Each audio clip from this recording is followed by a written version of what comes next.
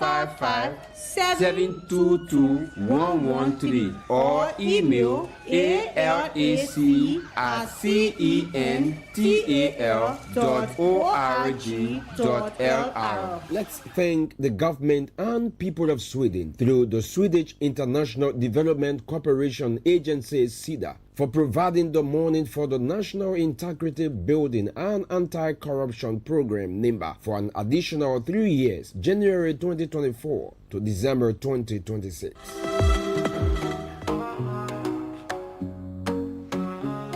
Liberia, our homeland, a future bright we see, with honest hearts and open hands for you and for me.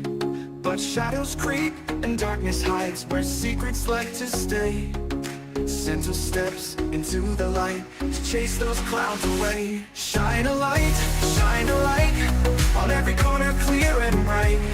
Transparency's the guiding star to take us near and far. Accountability, the solid ground where justice can be found. Cental sings, Cental strives for a Liberia that truly thrives.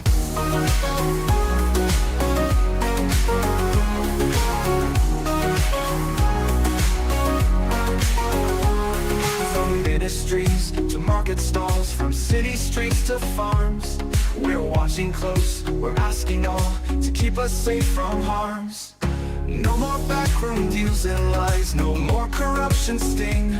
With Cental standing by our side, a better future we will bring. Shine a light. Good morning and welcome to another edition of the program Accountability Hour.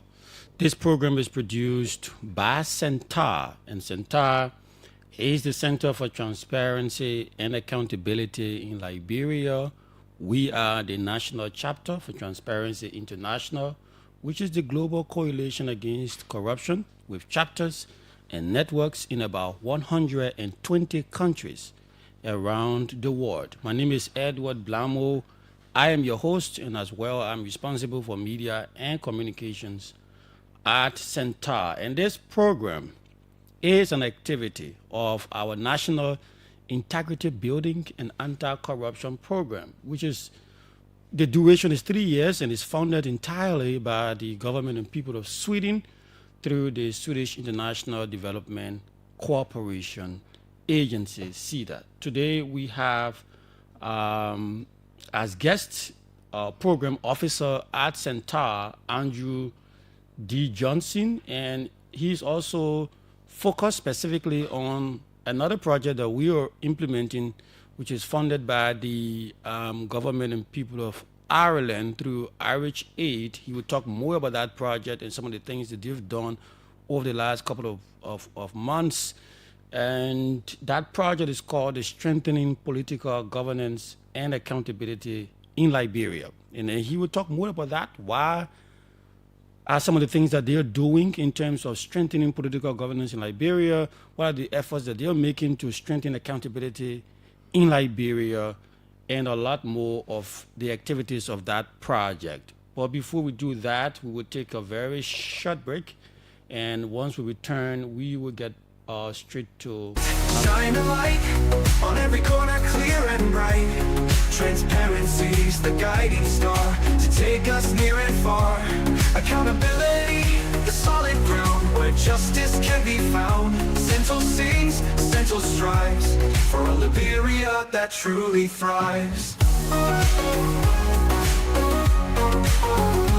Cental sings, Cental strives for a Liberia that truly thrives. Welcome back to the program Accountability Hour. And as we have always stated, this program is meant for you, members of the public, to interact and be very active in the fight against corruption, because we all know corruption is a very big problem in Liberia. This is the reason why a lot of us, especially those in the rural areas, even those in the urban settlements, don't have access to basic social services. We're in a country of just a little over 5 million people.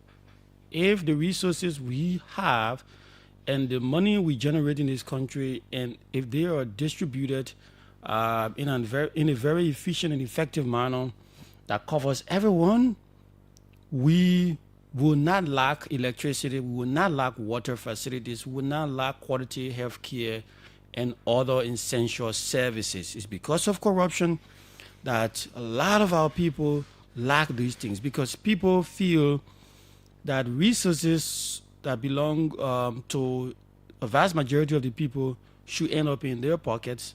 And that is why we at Cental, we are doing our bits. We're doing as much as we can to ensure that we can tackle corruption from different fronts. So if you follow the work we're doing at Cental, we're working from the grassroots level. We're working with community-based civil society organizations. We're working with students. We're working with other young people. And then we're also working at the top level. We're working with stakeholders. We're doing a lot of things. We're doing research. We're doing a couple of things that we may not list all here. But all of those efforts are geared towards ensuring that corruption can be the thing of the past. It's a very ambitious vision, but hey, we can achieve it because others have achieved it. That is why we are encouraging you. Interact. We have a platform available for you in case you stumbled upon a corrupt act or practice. If you're working somewhere and you found somebody indulging into corruption, we have a platform available for you to call, and that is our Advocacy and Legal Advice Center. The number to call is 4432. Just 4432. We were deliberate to not make the number so long so that you cannot forget about the digits. It's just 4 digits, 4432. There are lawyers who are stationed at Cental. Their job is to receive your calls and do preliminary investigation and then forward to the Liberia Anti-Corruption Commission. So just do that. Don't call the line to test. A lot of people will call, I just called to test to see whether the line is working. No, please call if you have a case. Please call if you have something very significant to share, and the lawyers will be there to receive your complaints and they will act appropriately. They are trained to protect your identity. They are trained to ensure that confidentiality is respected. And so your job is to just make that call. Also, we at Cental, we have a couple of things we're doing. I'd just like to drill you through our corruption case tracker in case you are just hearing about that. This is a platform that is available for you, members of the public, to get information about corruption. At Cental, we're doing all we can to ensure that sufficient information about what corruption looks like in Liberia is available to you out there. We have our annual State of Corruption report, but that report is produced every year. But we were thinking, how can we ensure that before the State of Corruption report comes out that has everything about corruption in terms of allegations and efforts of the government, what can we do to ensure that we have something that if somebody wants to know what corruption looks like in Liberia, what are some of the allegations and the trend, the sector that is more, prone and that things are happening most often in terms of corruption, where can they go? So we thought about this corruption case tracker. If you go there now, you will see case analysis. You will see the different sectors, government, private, business, this and that. Every other sector that you think about that is relevant to the fight, we have those sectors listed. And we have the analysis of those cases, the number of cases that have come up from those sectors, and all of those are reflected on our corruption case tracker. Go there and see the level of corruption in Liberia, know what the government is doing, what are some of the allegations. And an important part of that tracker is that it's very active. We have dedicated people to monitor and not just monitor, to populate it. And so when we have an allegation of corruption on that tracker, and that allegation moves from there, and then the indictment has been drawn and it goes to court, we take that particular case from allegation to court, because we have different stages of the corruption or procedure or the adjudication procedure listed in the corruption case tracker. And to access the tracker, you can visit www.cct.centar.org.lr.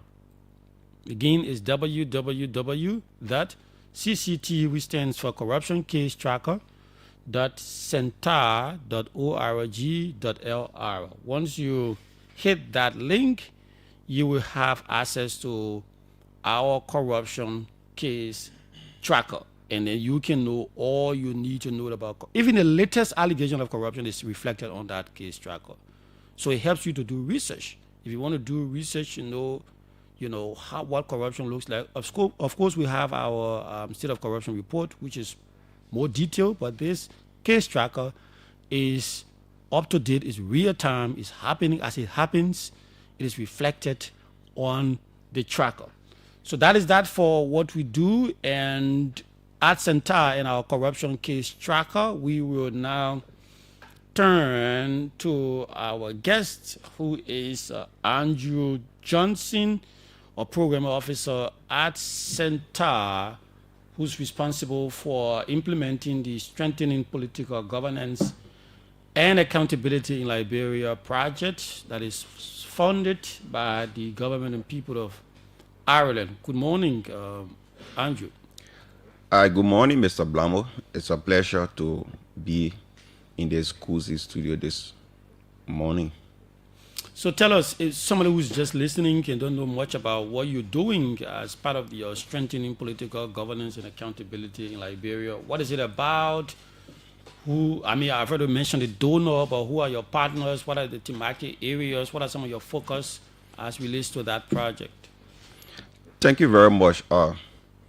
The Strengthening Political Governance and Accountability in Liberia project is a 3 years project supported and fully funded by the Embassy of Ireland in Liberia. We are grateful at Cental for that support. The project is basically focused in 3 counties, Margibi, Bon, and Grand Bassa County. Specifically, the project is being implemented by a consortium of CSO with the Center for Democratic Governance, that is CDG, leading on the project. And we have Cental and the NEMOT, that is the NEMOT Partners for Democratic Development. They are also part of the project. And the project is running from September to August 2027. Like I said, it's a 3 years project. With specific aim at strengthening political governance at the local level. So the project targets 10,000 citizens over the period mentioned, and it seeks to increase demand for political accountability at the local level, especially in the management of our country resources. The project also seeks to increase citizen voice in decision making as it relates to promoting dialogue between government and local communities, specifically with regard to the local government level, that is from the superintendent angle, the county council, the county service center. The project also seeks to increase the oversight of civil society organizations when it comes to the issue of the revenue sharing and local government. These are basically 3 key objectives of the Strengthening Political Governance and Accountability in Liberia project. So there are 3 organizations that are implementing according to what you just said. You named them, but then do they have specific area of focus? Because this is a very broad, project and with big vision. Did the project share the various thematic areas? Like Cental, what does Cental do as it relates to that project? Yes, each member of the consortium has a area of expertise. Like in Liberia, everyone knows that Cental is basically working around anti-corruption issues. So on the project, Cental focus basically on anti-corruption issues. Okay. And then on that same project, we have NEMO. NEMO have been working around governance at the local level. So NEMO focus around governance as it relates to working with the county council and local authorities at that level. And then the CDG, which happen to be the Center for Democratic Governance, they have a focus area in terms of revenue sharing. Okay. They basically focus on the revenue sharing component and then the budget tracking. Mind you, the project track the government spending with regard to CDC's own thematic area in health, education, and the county service center. So we focus on those 3 points in the 3 counties. The project, like I said, is in 3 counties. So we work in those 3 counties. For Margibi County is where Cental is focused as a point. And then the CDG is focused in Grand Bassa County with NEMO focus in Bond County. But then along the way, there are cross-cutting activities that we undertake at the level of the project, so that the 3 consortium members normally hold events, normally have activities geared at enhancing and making sure that the project meets its objectives. Okay, so you are focused. When I say you, I mean Cental. You are focused on anti-corruption, accountability, which is one of the objectives of the project. What do you do? You know, what specific activities you implement as part of, you know, promoting accountability and good governance in Liberia? Well, Cental, under the project, Alcon 1 speaks of citizens are well informed and engaged about corruption issues as it relates to the project outcomes. Okay. So Cental has been actively working with citizens at the local level in the 3 counties with specific focus on awareness raising, outreach activities, training, dialogue, forums, and then we have also been having series of joint activity with other members of the consortium to be able to make the project more visible and also reach more people. So Cental, since the inception of the project launch in last November, we've been working around issues of corruption and then engaging with citizens. Like I said, the project target over 10,000. Our primary beneficiaries of the project includes local citizens who are the ones that we target. Okay. And then in targeting those local citizens, we try as much as possible to ensure that the media is actively involved in all of our activities. That is why for every activity that we have, we ensure the presence of the local media, because it is the local media that will reach out to the people in their various out of vernacular or in whatever way through information sharing that will be able to reach and trickle down to the local people in their villages. So we invite the media to our events. They participate in our training. The media serve as participants in our training, and they also cover our training. And then we also have different CSO at the local level. In the 3 counties, we have CSO at the local level that actively form part of our training, because as you know, the CSO and the CBO are the front when it comes to advocating for the rights of the people at the local level. So we actively engage with them when it comes to issues of our project. Okay, so I mean, what are some of the specific things that you engage at doing your training? What are some of the specific things that you send across? I know it's about anti-corruption and accountability, but what specific things message that you try to send across during those trainings? We try to send across the message of integrity building.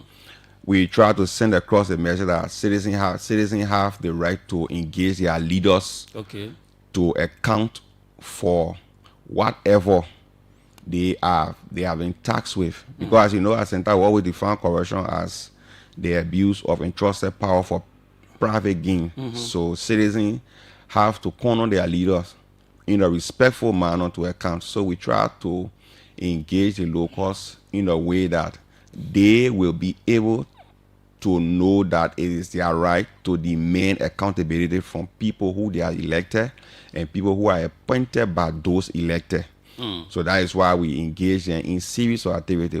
For example, in last February, we undertook the training, anti-corruption training in the 3 counties. That training brought together over 90 participants, specifically drawn from the local people and the media. We have people with disabilities.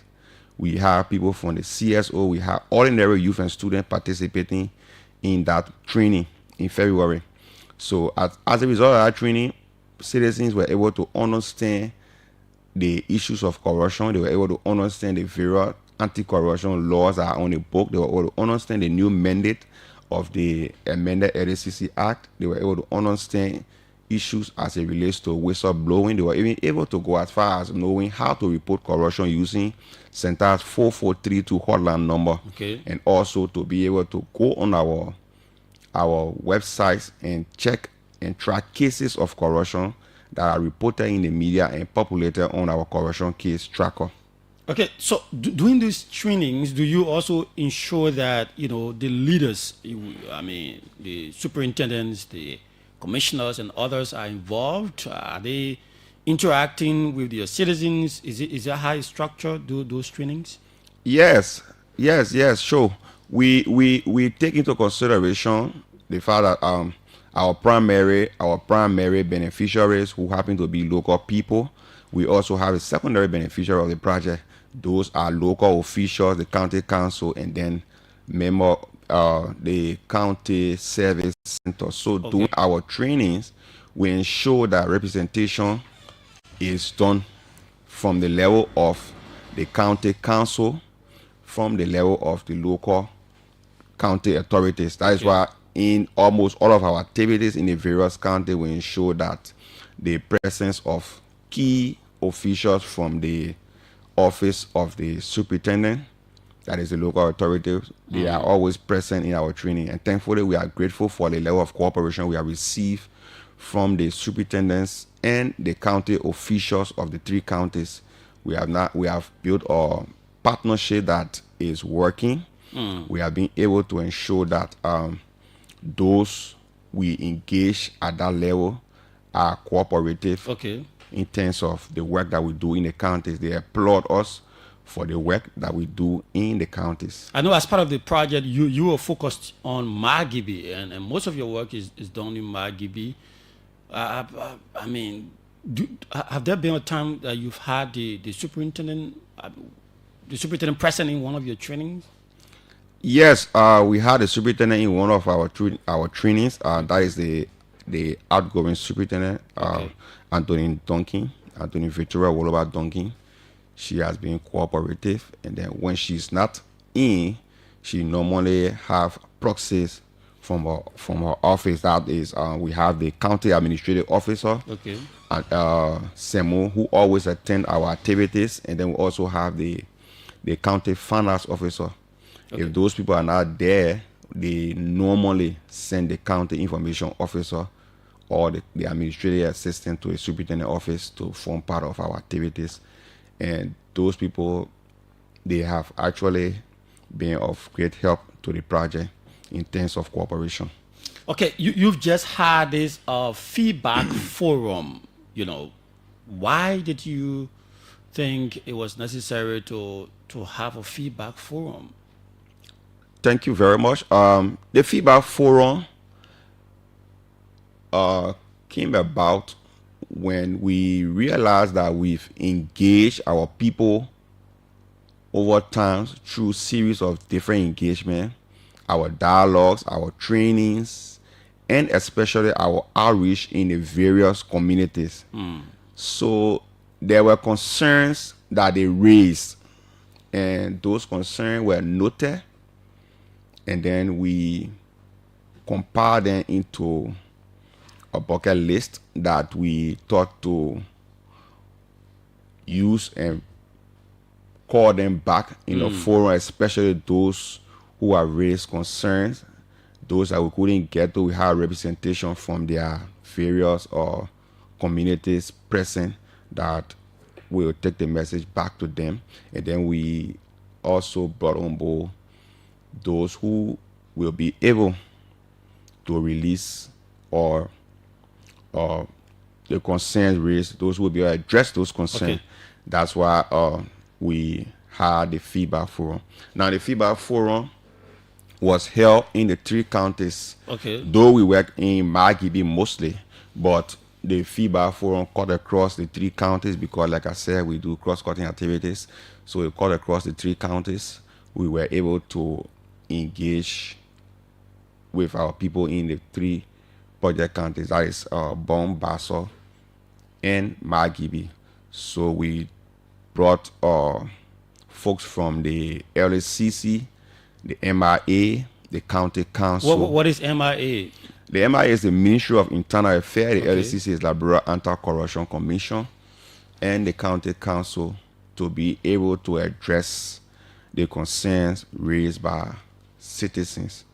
And what are those concerns? Some of the people listening may be curious to know. Okay, so during our interactions, the citizens raised a couple of issues. I may not be able to list just everyone, Yeah, just- everything that just is get some said of them. here. Yes, just get But some. one of the key concerns that keep popping up is the issue of partial services being offered at the level of the county service centers. Okay. Partial services, but I mean they don't receive service fully. For example, someone will tell you that, oh, I went at the county service center in Margibi County or in Bon County. A guy told us that he went to obtain driver lessons, and then he's not giving a process and what have you. But at the end of the day, they told him that he had to go to Ganta or Monrovia to be able to finalize the issue of the lessons. Oh, you So- start the processing. He starts the process in Ganta, and then he has to come to Monrovia to finalize. The team at the CSC had to come to Monrovia to finalize the process. Okay. And then one more concern is service seekers they complain about paying more than the stipulated amount for services that are offered At the local level. at the local level. Okay. The service center, they also complain about the service center not being disabled friendly. Okay. Some of the service centers not being disabled friendly. I mean, our brothers and sisters living with disability are not able to access. For example, in a county, you will see the center is upstairs, and then someone who is in a wheelchair cannot climb the stairs to go and access a service Okay. up that stairs. And then they also complain about delay in obtaining their preferred service. So that means if you put in for this thing, they will tell you in 5 days time, but then they complain about extending to a month to be able to obtain that particular service. Some of them even say that they get tired and then they decide not to go back. Yeah, like in Qualita Walla, a town in Bon County, we engaged with a chief in that town, and he told her that he has a receipt for his NRID, but then it been a long while, months. He have not been. Every time he go there, they will tell him he's not ready. He should go and come back at so and so point. They stipulate that point. The time that they will call, whenever he gets back, they will tell him go and come back, go and come. So he got tired and decided not to. But then thankfully we were able to carry the service center coordinator, Mr. Crawford, in the field along with the county council. They were able to address that issues. And then more to that, some of the concerns include citizens have limited information or no information about the county service center. Citizens that we met, they have no information. Like in Salada, which is a city, we're shocked to know that some of the citizens there tell us that they don't know where the center is in Banga. They don't know the location. They of don't the know center. where the county service center They don't is. know the location of the county service center Wow. in Banga. And then they even said that they don't even know members of the county council. But meanwhile, in Salada, a member of the council who is a paramount chief or female paramount chief reside right in Salada. Okay. So they were like shocked to know that on that day, that particular paramount chief was a member of the county council. So after gathering those feedbacks from the citizens, you documented them, and then you have this feedback forum for the people responsible to interact with the citizens. What did they say? What did, for example, the folks from the Ministry of Internal Affairs say? What did they say about the lack of adequate services at the county service centers? So before I jump into your, before I get into your question to answer, two more concerns that pop up again. Yes, just one go of them was the issue of citizen complaint that don't have information on assets that were verified, that were Declared. Okay. So the verification, they don't know, or they know that the people declared they could have lied to the LACC, whether the LACC have verified that asset, and what are some of the methods that they use in verifying assets to ensure that that verification process is accurate. And then the LACC folks were there. The LACC have representation. Okay. And then they also complain of poor customer service at the service center, especially at the NRL window at the centers.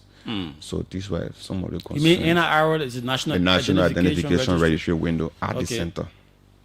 Okay, so what did they say? What did those people say about some of the concerns the citizens raised, and they were there? Well, the representations from the LACC,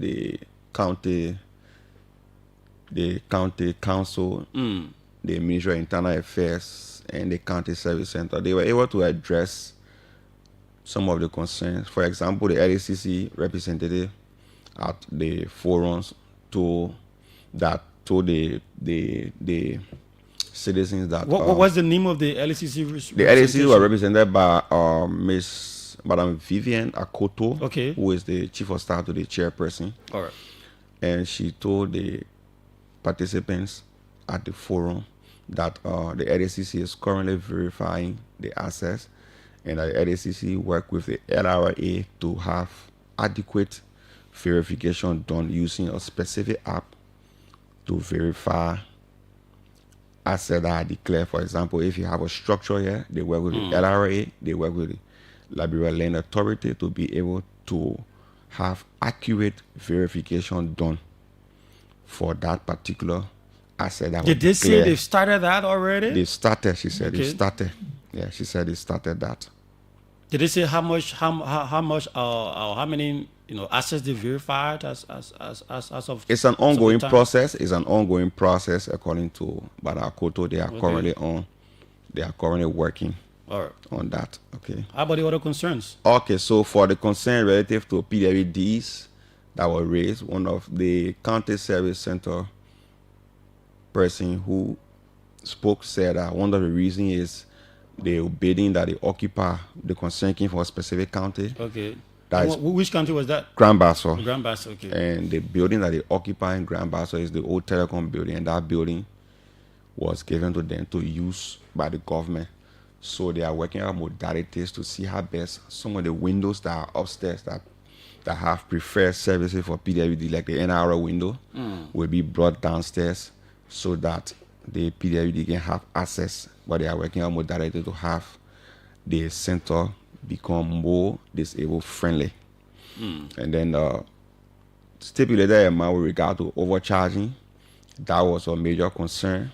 For example, you go to seek a service and say, oh, I want a national ID card, and you are supposed to pay $5 for the ID card, and then someone tell you, say, you should pay $10, and then you pay the $10, but then they bring a receipt of $5 to you. So that concern, they noted it, and then they said that they encourage the citizens to report those cases to them overcharging. Okay. They are accessible. That's why they call their numbers. Their direct phone numbers. They call their direct phone number. They even thank Cental for helping, bringing them to the people, closer to the people, so that they can explain those issues to the people with regard to that. And they even told the citizens that no one should overcharge them for any service. The government have provided those services at a cost. Okay. There was an appeal also from them to have the fees bulletin posted at their various, so that citizens don't have to be asking questions. For example, if you go in to obtain a traditional marriage certificate, you will see it written clearly in black and white on a board and say, okay, this is the stipulated amount. You already know it. So when somebody tells you that, oh, go and pay this extra amount, you know that you're not supposed to go and pay that amount. Okay.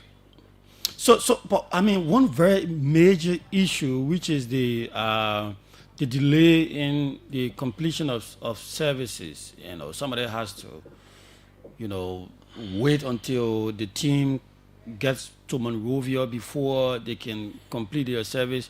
I mean, if you want to make the decentralization very effective and efficient, then everything should be completed right there. What did the internal affairs persons say about that particular concern about delay in completion of services? Yeah, those questions were answered by the CSC, that is the County Service Centers, Okay. the coordinators, and the internal affairs representative, that is Ms. Matu Colley, who is the County Service Center analyst at the MIA. Okay. She did a splendid presentation. Thanks to her, and also thanks to Madam Vivian Akoto for her presentation on the asset verification regime at the LDCC. We are grateful to them for the partnership and taking all their time to go into the counties to explain to our people. Now, on the issue of delay in receiving services, like you stated, the answers to those questions stem from the fact that, for example, the NRR the NRR offices in the counties, some are located at the county service, they don't have and they don't print the national identification cards at the local level, that is at the level of the county service center. Okay. The national identification cards are taking information I gather, the photos and what have you that I gather, and that particular data is collected and then forwarded to Monrovia for printing. So it takes a couple of time before that. That is one of the reasons why there's a delay in obtaining that service, because meanwhile the counties service centers are in the 15 counties, and those centers that don't produce already have to bring their data to Monrovia, and Monrovia has its own data that you have to print out. So those are some of the reasons that they stated caused the delay. But along the way, we were told by the team from MIA that the government of Liberia is working with the World Bank to see how best they can move toward digitizing the various centers. Okay, you're listening to Accountability Hour. This program is produced by Cental, and today we have Andrew Johnson. He's a program officer at Cental, but he has a specific responsibility to implement the Strengthening Political Governance and Accountability in Liberia project, which is funded by the government of Ireland through Irish Aid. And this is your turn to interact with Andrew. In case you are out there, you have questions about some of the services and what are some of major concerns you have, and you may want Andrew and his team to note and then to engage the relevant authorities. You can call 0555 995 995 or 0777 700 995. These are the numbers that you would need to dial and be live on Accountability Hour. This program is about holding our leaders accountable, and that is why we have that's why we do what we do. Let's see whether we can take this person. Good morning. Good morning. How are you doing? I'm fine. Okay, thank you for the program. This is Maurice Taylor calling from somewhere College Junction. Yes, let's hear you quickly. My concern is at the Rabat International Airport, where you enter and obtain a ticket. Before, there was a system there where they will swap a card and give it to you as a driver when you enter in the airport. And then you will keep that card with you in your car, whatever time you will spend at the airport. When you're exiting at the other side where the other guy is standing, you will take that card for you and swap it again and tell you how many hours you have spent in the place. And then you pay the money. But my brother, you notice that, okay, we pay this money $200 or $1 per hour. This place that you're paying this money does not even have a sitting place. You go at the airport to the parking lot, you will not have place to sit down. west of it, you will not have even a bathroom to pee, as LeBron men say. Just a bathroom to pee at the Robert International Airport. So you notice that people will have to go all in the grass and then be doing those things. So I asked the guy, I said, but brother, you're collecting this money. What do you do with this money when you don't even have a bathroom or a sitting place? Now the bad part about it, this time around you go, they don't have that card to swap and give you, but then you stand there and write a ticket to give you. How transparent is that going to be when you can't swap anymore, then you're writing ticket? Thank you very much. I think you're going to know that, Andrew, and maybe include that in some of your engagement, future engagements that you may have. Maybe you could, include that, because I think the airport is in Margibi, and then your focus is in Margibi as well. Sure. Yeah. So let's see what we can take this person. Good morning. Good morning. My name is Rudolph.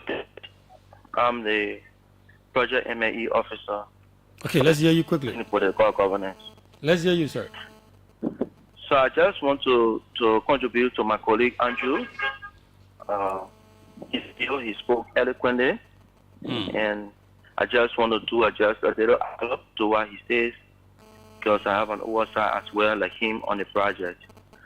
So some of the challenges you were naming for the county service centers, some to add to that, you have most of the times the untimely disbursement of the funds that are approved from the Ministry of Finance. So as you are aware, as this budget, the past budget, on current one we are allotted 25,000 for each of the county service centers.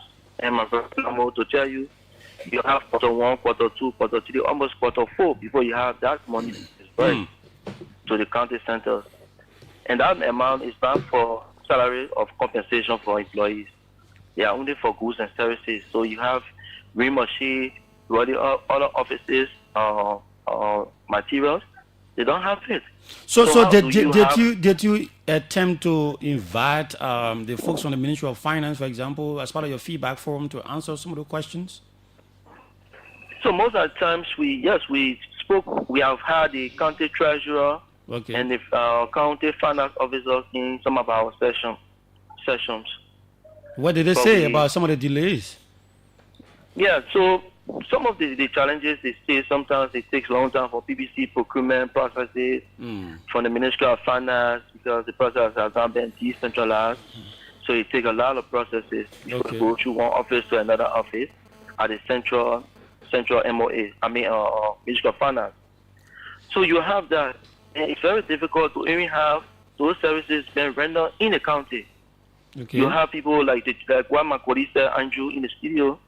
For the county service center, you have people for driverless assistance. People are not still even getting it. They will go and stay ever so long. So the challenges are numerous. I just wanted to weigh in to contribute to what you're saying.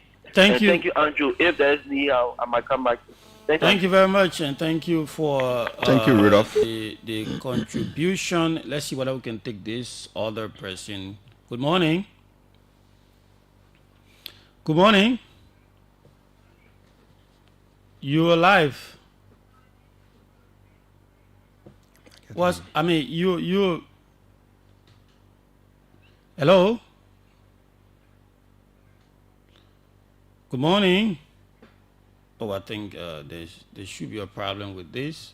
Let's see whether we can try this other person. Good morning. Good morning. I think there is an issue with this. Hello? Yes, let's hear you quickly. Yeah, my name is Rosalie, and I'm calling from the Capital Bypass. Let's hear you.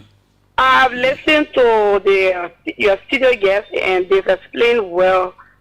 I want to say thank you to them for the initiative and everything they're doing to bring the government. We have one studio guest.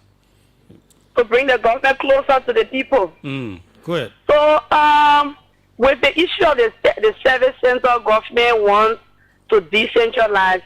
But with what we're getting, the feedback from the county is like the decentralization process is halfway done. Because if you put For instance, to print an ID card, the national identification card in Bond County, you should be able to provide a Cental with a printer. So that when citizens go to do the ID card, they're able to print it right there, and then they go. That is full decentralization. Agreed. So I think they have a lot to do, and while we applaud government for the decentralization process, we think that they should do it and have it fully done completely to avoid the same, back and forth, back and forth. Imagine you go for a driver license and you have to wait up to 2 months before you get it. That is still frustrating. So thank you very much. Thank you. Thank you. Let's hear this other person. Good morning. Good morning. Let's hear you quickly. Go ahead. Yeah, I would like to appreciate that. But are you moving? Are you driving or something? Yeah, I ain't check out for. Just speak quickly. Yeah, I want to say thank you to Cedar again for his deliberation. I think he is doing well with deliberation. The service center issue for me abroad is there. Because you say you are decentralizing something, you say you are getting something, should be there. They get some here, and they are not doing it. They are not doing it because when you talk about the passport benefit, because for me, I just doubting what they are saying about the passport issue, because they are saying that Nigeria and other Bond countries, they will have a passport center there. I believe that it will just be the new, will just be there, just for the sick, but not what it meant. Thank you very much. Okay, thank you very much. I think we'll do it for the cause as of now. Andrew, you can chip in some of the concerns. Yeah, thanks to Rudolph, who happened to be our project M&E officer, for weighing in on issues that are being addressed. Like he stated, delay is one thing that the coordinators also spoke about in terms of receiving their allotment from the central government to be able to implement their activities. So Brooklyn spoke about decentralization being halfway, and then we take cue from that. That is why we are working on this project and engaging with the relevant authorities. So we've had a series of engagements at different levels. We have had communications, and thankfully we have a strong working relationship with the Ministry of Internal Affairs, and we have a strong partnership with the Liberia Anti-Corruption Commission. The local level, we have a strong partnership. We are currently engaging with the National Identification Registry, that is NIR. The head there, Mr. Andrew Peter, was receptive to our team when we last visited him and engaged him on some of these concerns raised by our local citizens from the counties. So Maurice Taylor, we take into consideration your issue raised when it comes to the RIA ticket system. Our county field officer will look into that. And then we've had so much going on the project, but as was stated by the people, it's a challenging thing, but we are up to the task, and we hope that the cooperation mostly from the citizens can be able to make the project a successful one. Okay, but some of the concerns that you listed, one of which is very key as well, it has to do with the county council, awareness around the county councils. What did the county council people say about the fact that they are not very visible? A lot of people don't know about what they do. What did they say? For the angle of the county council complained about not having their honorarium that is to be set aside by the national legislature not being done. They have not been done. They are doing what you call like a pro bono service to the people. So it makes their work a little bit difficult to be able to actually reach to the people. But meanwhile, the people have complained that they don't know the county council. They don't know the structure. They don't know how the council came about. Some people you ask, they will they like shocked. Like I said, in Salala has, I think, 2 persons on the council. One of the youth representation from Bon County is from Salala, and then the lady there who's a paramount chief is from Salala. That should be 2 persons on the council. But the people there, most of them that we spoke to, they don't know. In Grand Bassa County, the council is there also. People complain that the council is in the pocket of the local authorities. And the council said, no, we are not in the pocket, but we have to collaborate in terms of our workings. In Bon County also, the county council are being around, but still visibility, awareness. So they were grateful to Cental for carrying them into the field. And we are also, at Cental, we are also grateful to the Embassy of Ireland for funding these activities that have made huge impact on our local people by engaging with them and taking them into the field. Blamo, it was interesting to know that there are a whole lot that our people need to know when it comes to local government issues. You will enter a town that is very close to a capital city, and then the people they are not aware of most things that pertains to local government. Wow. So I mean, what are some of your next activities that you've planned? I know you've done the feedback forum, you've done a couple of other trainings. What are other things that you intend to do going forward? Yeah, going forward, we from the angle of Cental on the project, we still actively working on the tracker, our corruption case tracker. We still actively working on it. That is www.cct.cental.org. That's the corruption case tracker where you can go and track cases of corruption, allegations from there. And then we are currently planning a training for the county service centers in our project counties. Okay. That training will involve anti-corruption, customer service, report writing, and we intend to collaborate with ALAC, that is the Advocacy and Legal Advice Center, from our office on that training. So those training are geared at making the centers more visible to the people, making the various marks that are there, those staff that are there, so that they can understand some of the ways in which they have to interact with citizens as servants of the people. We are also going to continue our outreach activities in the counties. Like I said, we were in the counties reaching out to various citizens in the various localities. We're in Salala, we're in Kolitawola, we're in Joatan, we're in Compound 1, we're in Weala, we're in Jacksonville. We also engage the various intellectual centers in the capitals of those counties. So, Blambo, to chip in some of our achievements on the project. Just do that quickly in a minute. Yeah, some of our achievements on the project.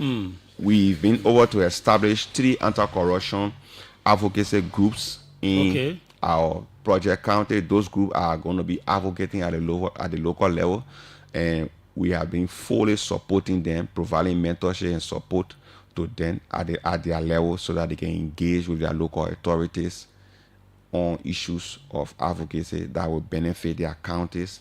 And we have reached over 1,000+ students with the message of the anti-corruption message. We have had trainings that have benefited, dialogue that have benefited over 400+ persons. Okay. We have also had a strong partnership with the LACC, the Ministry of Internal Affairs, and a good working relationship with the NRR. We are currently experiencing what you call a plus in our engagement with the people. Thank you very much. That's the voice of Andrew Johnson. He was here as my guest. He's a program officer at Cental, responsible for implementing the Strengthening Political Governance and Accountability in Liberia project, which is funded by the people of Ireland through Irish Aid. And sadly, that's all the time we have for this edition of the program, Accountability Hour. We will be back here next Wednesday with a brand new edition. Until then, my name is Edward Blamo. I've been your host, and I've been here along with Mark W. Bwandao. Blessing Nimlin has been behind the camera, and Abraham Connor has been providing support at the back. Until next Wednesday, God's willing, bye-bye. It takes us all, both big and small, to build a nation strong, to stand for